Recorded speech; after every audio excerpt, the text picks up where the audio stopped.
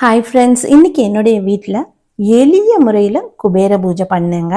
ரொம்ப ரொம்ப சிம்பிள் தான். இதுக்குன்னு மெனக்கெட்டு அவருக்கு குபேரருக்கு பிடிச்சது கேசரி. அதை கூட நான் சேலங்க பாதாம் தான் வச்சேன். ஏன்னா ரொம்ப வீட்டில் வேலை அதிகமாக இருந்தது. ஸோ அதனால் அதை மட்டும்தான் வச்சேன். இந்த பானையில் நிறைய காசு, அப்புறம் சங்கு, கோமதி சக்கரம் இது தாங்க இருக்கு. சுவாமி, குபேரர், லக்ஷ்மி இவங்கள வச்சு நான் வழிபாடு செஞ்சேங்க.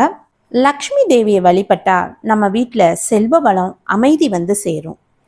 அதுவும் இன்னைக்கு வியாழக்கிழமை வழிபாடு செய்யும்போது ரொம்ப ரொம்ப நல்லது. நான் ஓம் ஸ்ரீம் க்ரீம் க்ளீம் மகாலட்சுமியே நமகன்னு மட்டும்தான் சொன்னேன். குபேராய நமகன்னு சொன்னேன். வேறு எனக்கு அவ்வளோ மந்திரம்லாம் தெரியலை. ஸோ இதை மட்டும்தாங்க நான் சொன்னேன்.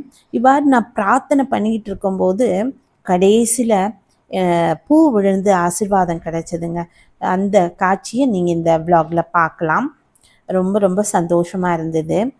நிறைய பேர் நினைக்கிறாங்க லக்ஷ்மி குபேரம் பெருசாக ஏதோ எடுத்து செய்யணும்னு. நான் சிம்பிளாக தாங்க செஞ்சேன். நீங்களே பாருங்கள் எப்படி பகவான் நமக்கு சாதாரண ஒரு ஃபேன் கூட ஓடலைங்க. இந்த பூ எப்படி விழுதுன்னு நீங்களே பார்க்கலாம். தேங்க்யூ.